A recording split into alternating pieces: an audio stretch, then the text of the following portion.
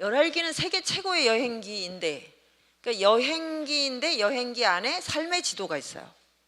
그래서 그 삶에 대한 인식을 완벽하게 바꿔줬어요. 그러니까 우리는 인식하는 만큼 행동할 수가 있거든요.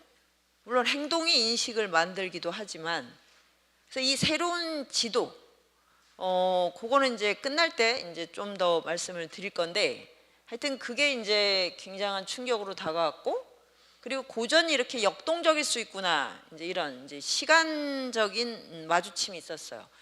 근데 열알기에는 정말로 다양한 글쓰기가 다 실험되고 있거든요. 그게 가장 놀라웠어요.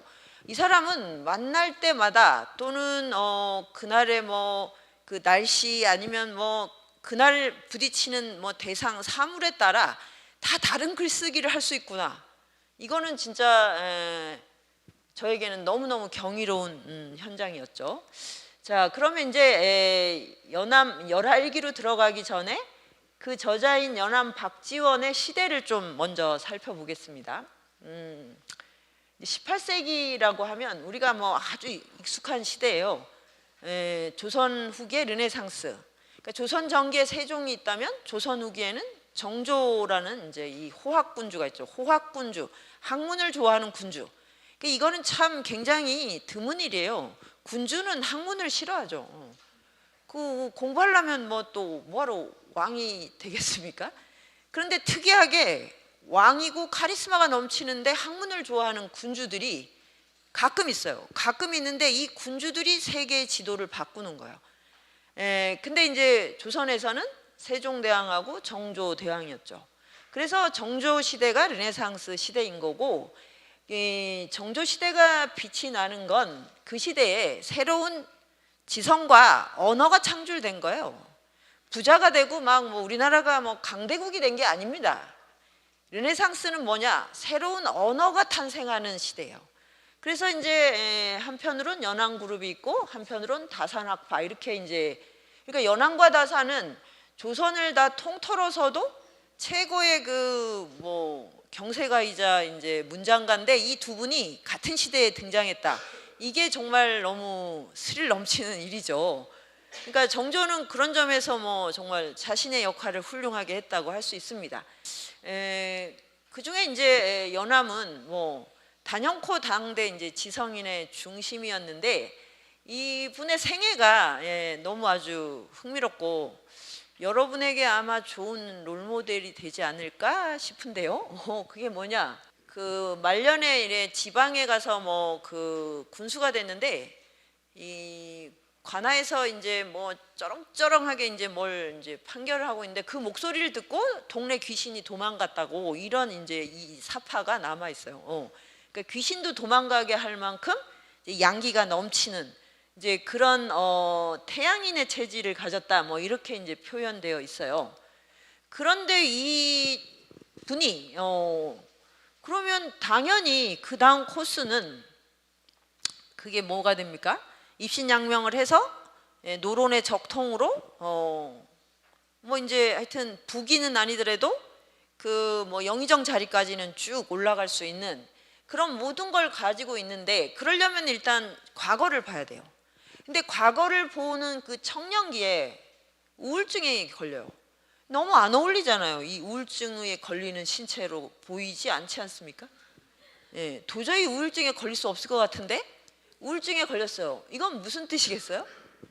과거 공부가 너무 하기 싫다는 거죠, 사실. 다른 게 뭐가 있겠습니까?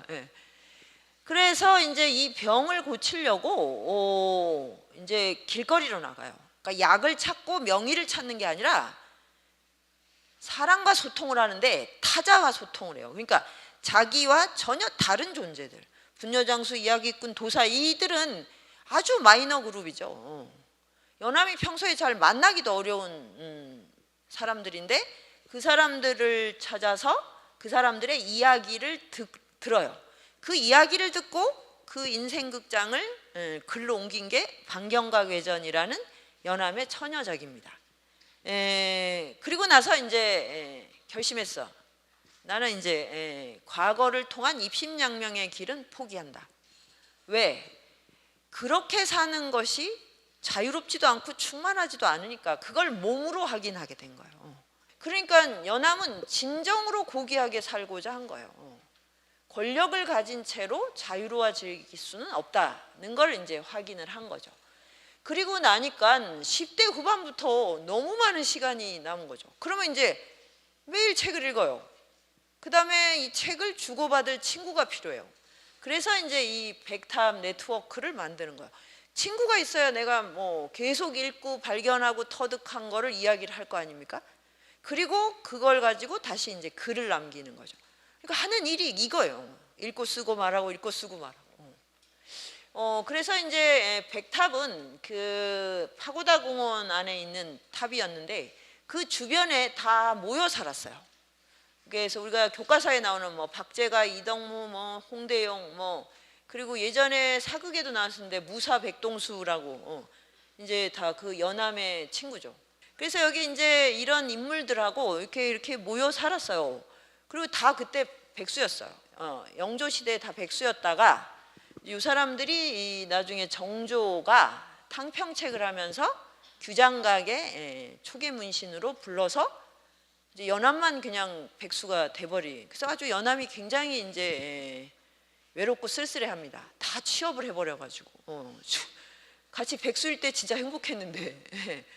그래서 이제 요거를 백탑청연이라고 합니다. 그러면 여기서 우리가 알 수 있는 건 뭐냐? 지성은 우정을 필요로 한다는 거죠. 지성은 절대 고독하지 않고 고립돼서는 안 돼요. 어떤 철학도 향연 속에서 피어나는 거예요. 소크라테스서부터 뭐 공자, 뭐 부처, 누가 외롭게 혼자 서재에서 철학을 합니까? 철학은 시끌벅적한 축제예요, 축제. 그래서 지성과 우정은 함께 가는 거죠.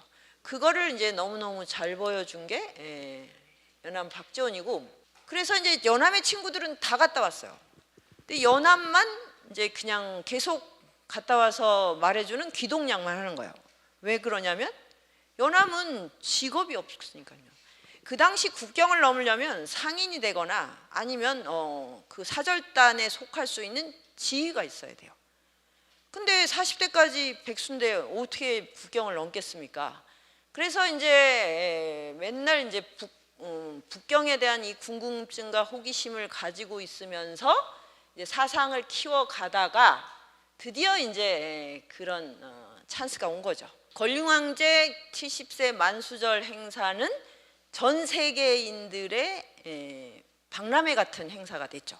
뭐 엑스포, 올림픽 뭐 이런 걸 다 합친다고 생각하시면 됩니다. 거기에 이제 연암이 드디어 끼게 됐는데 그것도 이제 집안백으로. 집안의 그 삼종 형이 박명원이 부마예요. 그러니까 공주의 남편. 그래서 이제 축하 사절단의 단장이 되고 자기의 개인 비서로 연암을 데리고 가준 거죠. 뭐 비서 일은 전혀 안 합니다. 아무런 뭐 공부가 없어요. 기리에서도 그냥 프리랜서예요. 그래서 이제 이 여행을 떠났는데 이게 6개월에 걸친 대장정이에요. 이게 그 당시에 나온 이제 여정도인데 압록강에서 이제 배를 타고 단동, 지금 단동이라고 하는 데로 가는데, 근데 첫 번째 이제 그 목적지는 연경이에요. 연경. 지금 베이징. 저기를 가서 자금성에 가서 이제 그 뭐죠? 의전을 하는 거죠. 그 이제 공물을 바쳐요. 그러면 우리는 이게 사대라고 이제 많이 비판하는데 그때는 공물을 바치면 몇 배로 또 황제가 되돌려줘요. 그리고 엄청난 교역이 일어나기 때문에 한번 갔다 오면 뭐 중국에 굉장히 많은 부가 조선으로 들어옵니다. 그런데도 청나라하고는 청나라의 사상은 절대 배우지 않겠다. 이렇게 했기 때문에 연암 그룹이 그거에 대해서 이제 그 완고한 그런 이제 어떤 도구마를 깨기 위해서 굉장한 노력을 했던 거죠. 그래서 이제 이 길을 이렇게 이제 영경까지를 가나보다 하고 가는데 이때가 한여름이었어요. 한여름. 영경에 갔을 때 황제가 여기 자금성에 있지 않았다. 그게 아주 포인트예요.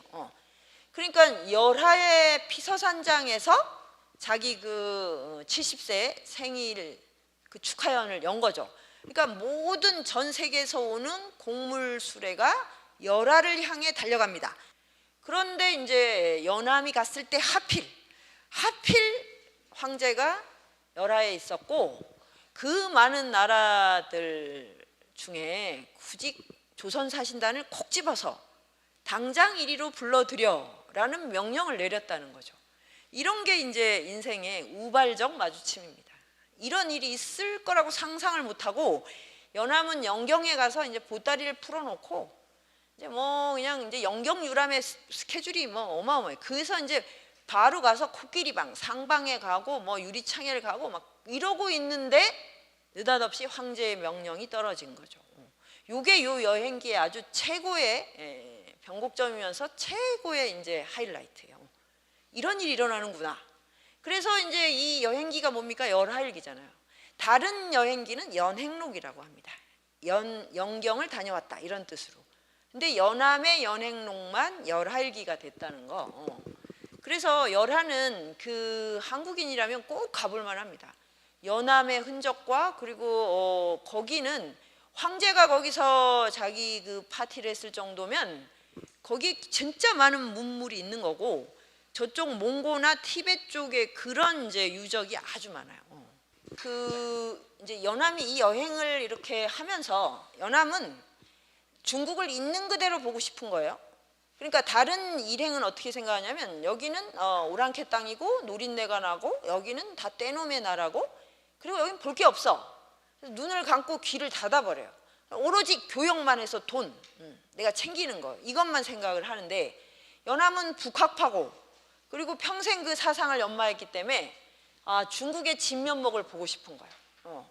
진면목을 보려면 어떻게 하냐? 마음을 열어야죠. 마음을 연다는 게 뭐냐면 분별심을 가지면 안 돼요. 중화와 오랑캐 분별심. 여기는 떼놈이고 우리는 문화인이다. 이런 걸 갖고 있으면 안 됩니다. 그래서 일단 누구를 만나든 바로 이렇게 수평적으로 접속할 수 있는 이 신체성, 이걸 우정의 윤리라고 하는데 이거를 갖고 있어야 돼요. 그러니까 이게 이제 타자와의 마주침인데 참 어렵습니다, 사실은. 그래서 매일매일 스토리가 나와요. 그러니까 매일 누구를 만났다. 그러면 사건이 벌어져. 사건을 내가 글로 쓰면 스토리의 탄생. 그래서 이제 이 역설이 어떤 거냐면 예를 들면 이런 거죠. 그 요동벌판에 딱 섰어. 그러면은 사람들이 우리가 열흘을 가도 산이 보이지 않는 땅, 이거는 한국에서는 조선에서는 만날 수가 없죠.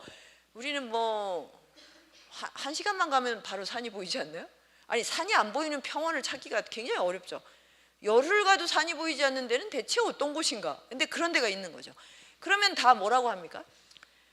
와, 너무 넓다. 뭐 중국은 역시 커. 뭐 이제 뻔한 얘기죠. 100명이 똑같은 얘기를 해요. 이러면 스토리가 탄생이 안 되죠. 연함은 거기서 통곡하기 좋은 곳이로구나. 이렇게 호곡장이라는 게 거기서 나와요. 그러니까 갑자기 뜬금없이 웬 통곡? 그래서 이제 옆 사람이 물어보죠. 그러면 이제 사람이 어떨 때 우는가? 슬플 때 우는 게 아니라 감정이 지극해지는 순간에 천지와 내 몸이 하나로 어우러져서 완전히 이제 공명하게 되는 순간, 그게 통곡이다. 근데 그런 울음을 울기에 딱 좋은 곳이로구나, 여기가. 이렇게 해서 이제 그 하나의 문장이 탄생하고, 그래서 갓난아기의 울음 뭐 이렇게 해갖고 이제 가는 곳마다 뭐 주옥 같은 글이 쏟아지는 거. 그리고 이제 심양을 거쳐서 가면서 청나라 문명이 정말 대단하다는 것에 탐복을 합니다. 졌다, 이런 마음이 드는 거예요. 그러니까 연함도 마음 한구석에는 오랑캐인데 얼마나 가겠어, 이런 게 있었는데 막상 와서 보니까 진짜 통치를 잘하는 거예요. 그래서 이제 승복을 해요. 그래갖고 나온 그 유명한 문장이 뭐냐면 청나라 문명의 장관은 기와조각과 똥부스러기에 있다. 이 명제죠. 그래서 이것도 황당하죠. 보통 지금도 중국 가면 만리장성, 뭐 자금성, 뭐 있잖아요. 그런 거 막 어마어마한 거. 근데 버려진 기와조각, 길가에 널브러진 말똥, 여기에 청문명의 장관이 있다고 말할 수 있는 사람은 연함밖에 없죠. 이런 게 이제 역설이에요. 역설. 확 뒤집어 버리는 거죠. 그래서 왜 그러냐? 이거는 이제 이렇게 말했는데 뭐 아무도 궁금해하지 않으니까 자기가 자문자답을 하죠. 이제 설명을 합니다. 예. 그러니까 기와 조각 하나 버리지 않고 그걸로 이렇게 리사이클링을 하는 거예요. 정원을 만들고 그다음에 담벼락에 무늬를 만들고 말똥을 다 모아서 그거를 단단하게 해서 돈대를 만들고 그걸 가지고 또 다른 이제 생활에 활용하는, 이걸 보고 이용후생이라는 그 이제 유명한 문장이 나오는 거죠. 정말 삶을 도탁게 살아가고 있구나. 그리고 이제 열하로 갈 때는 무방나흘이니까 이거는 뭐 신체적으로 뭐 최악이죠, 최악. 그런 고난의 행군 속에서 열하일기 최고의 문장이 쏟아진다는 또 이 놀라운 역전이 있어요. 그러면 그 지경일 때는 뭐 그리고 뭐고 그냥 다 포기하고 일단 가서 어떻게 해보자 이렇게 되지 않나요? 우리가 여행할 때 피곤한데 뭘 기록을 남기고 뭐 사유를 합니까?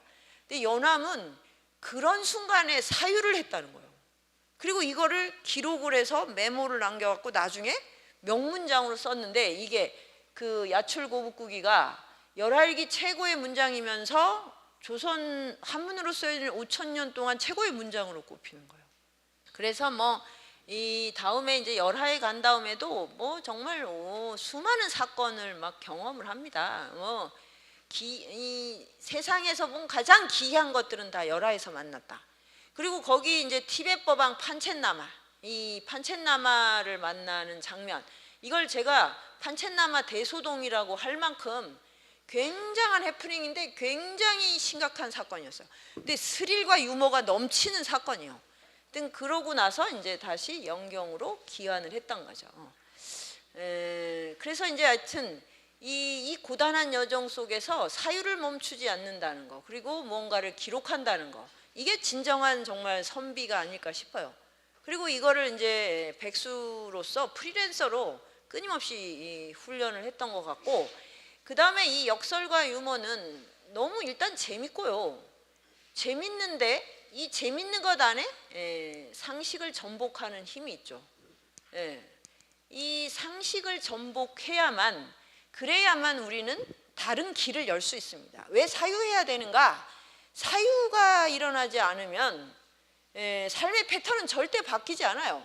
디지털 아니라 디지털에 뭐 10곱절이 되는 혁명이 일어나도 인간은 그냥 그걸 가지고 물질적 부를 일궈서 돈을 벌어서 소비한다는 거 외에는 아무 생각을 못하면 그냥 화폐와 물질의 노예예요, 노예.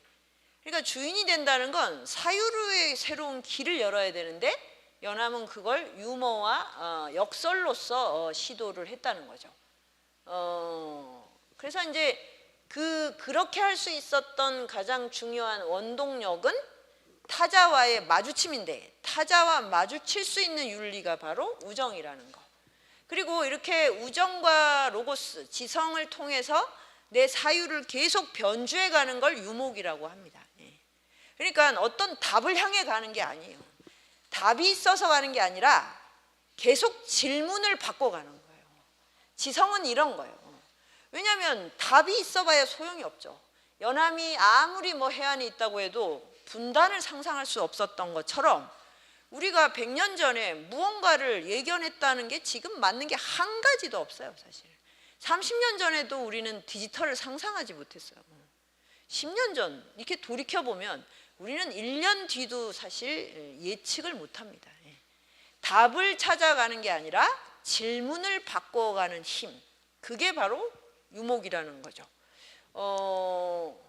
그래서 21세기는 이 디지털의 유동성이 지배하는 시대거든요.